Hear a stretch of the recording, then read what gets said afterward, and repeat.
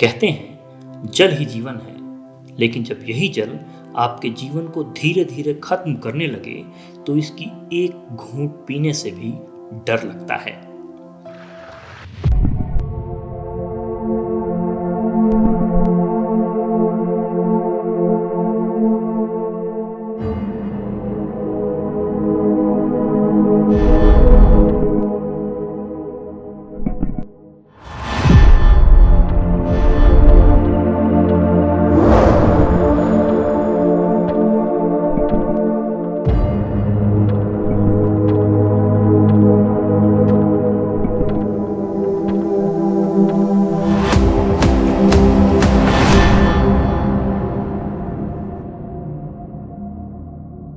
ये कहानी है छत्तीसगढ़ के गरियाबंद जिले के एक छोटे से गांव सुपेबेड़ा की। यहाँ के ट्यूबवेल से पानी नहीं, स्लोक पॉइजन निकलता है। साल 2005 से पहले यहाँ के लोगों को इस बात का एहसास भी नहीं था कि जो पानी वो पी रहे हैं वो उनकी जिंदगी किस्तों में छीन रहा है। लेकिन जब सुपेबेड़ा में एक के बाद एक मौतों का सिलसिला शुरू हुआ तब ग्रामवासी इसे लेकर गंभीर हुए। सरकारी रिकॉर्ड के हिसाब से अब तक सुपेबेड़ा में 103 लोगों की जानें जा चुकी हैं, जबकि गांव वाले 130 मौतों का दावा करते हैं। बात करें सुपेबेड़ा के आसपास के गांवों की तो इस क्षेत्र के 9 गांव दूषित पानी से प्रभावित हैं और इन 9 गांवों में पिछले 15 सालों में करीब 250 से अधिक मौतें हुई हैं। इन 15 सालों में यहाँ कुछ नहीं बदला, और अगर कुछ बदला है तो सिर्फ मौतों का आंकड़ा जो लगातार बढ़ रहा है। सुपेबेड़ा और आसपास के गांव वालों का साफ तौर पर कहना है कि यहाँ के लोगों के साथ सिर्फ राजनीति हुई है। यदि ये राजनेता सुपेबेड़ा और उसके आसपास के गांवों के लिए गंभीर होते तो यहाँ की तस्वीर कुछ और ही होती। सुपेबेड़ा वासियों के अनुसार मुख्यमंत्री बनने से पहले भूपेश बघेल जब कांग्रेस के प्रदेश अध्यक्ष हुआ करते थे तब सुपेबेड़ा आए थे। उन्होंने सुपेबेड़ा गांव का भ्रमण किया, घर घर जाकर वस्तुस्थिति का जायजा लिया था और आश्वासन दिया था कि मृतकों के परिजनों को 5 लाख रुपए तक का मुआवजा, स्वास्थ्य सुविधा और तेल नदी का पानी पीने के लिए देंगे। लेकिन सत्ता में आने के बाद आज 2.5 साल होने को हैं और तेल नदी का पानी सुपेबेड़ा अब तक नहीं पहुंचा है।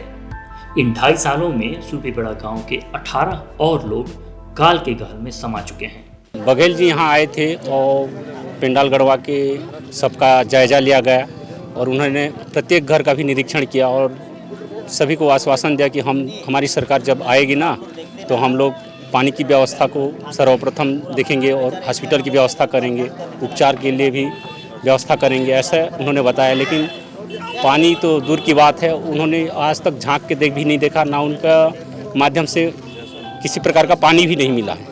अभी वर्तमान सरकार से यही मांग रखे हैं कि हमको तेल नदी का पानी मिले, बस वही मांग रखे हैं सर। और अभी जो सरकार जो घोषणा किया था कि आपके गांव में जो है तुरंत हॉस्पिटल किया जाएगा, हॉस्पिटल अभी सर 2 साल हो गया बन रहा है, अभी तक अधूरा पड़ा हुआ है, कुछ नहीं, ना वहाँ एक नर्स भी नहीं है, कोई माने ना वहाँ नर्स है ना कोई डॉक्टर है।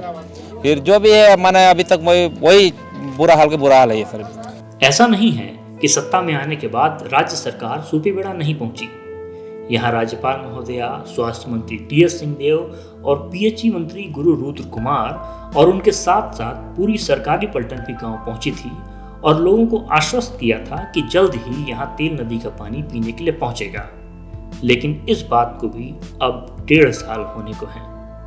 इस मुद्दे पर पीएचई मंत्री गुरु रुद्र कुमार कहते हैं, हमारी सरकार बनते ही सबसे पहले स्वास्थ्य मंत्री और हमारा संयुक्त रूप से सुपेबेड़ा का दौरा हुआ था और वहाँ पे लोगों की मांग उठी थी कि उनको तेल नदी से उनको पानी चाहिए। तो हमारी सरकार के द्वारा एक योजना बनाई गई, सुपेबेड़ा समूह जल प्रदाय योजना, जिसके अंतर्गत 9 गाँव को लिया गया है और वो पूरे 9 गाँव में शुद्ध पेयजल उपलब्ध कराएंगे और योजना बन के तैयार है। तो बहुत जल्द वह काम शुरू हो जाएगा। और मैं आपको यही बताना चाहूँगा कि अभी तक वहाँ पर एक भी मौत पानी की वजह से नहीं हुई है। जो मौतें हुई या फिर जो बीमारियाँ हुई वह किसी और कारणों से था। सुपेबेड़ा के त्रिलोचन सोनवानी कहते हैं कि अब राज्य सरकार से तेल नदी का पानी मांगते मांगते हम थक चुके हैं। अब हमने मन बनाया है कि प्रधानमंत्री नरेंद्र मोदी से मुलाकात कर उनके सामने अपनी समस्या रखेंगे। सर, मैं मुख्यमंत्री निवास 10 बार जा चुका हूँ। वहाँ पे लोग मेरे को गेट में ये बोलते हैं कि तुम एक बड़े नेता को लेके आइए, तब आपको मुख्यमंत्री से मुलाकात करवाएंगे। तो सर, एक आम नागरिक कहाँ से नेता लेके आएगा सर? पानी तो मांगने आ रहे हैं, कुछ तो नहीं मांग रहे हैं। सरकार पानी तक नहीं पिला सक रही है।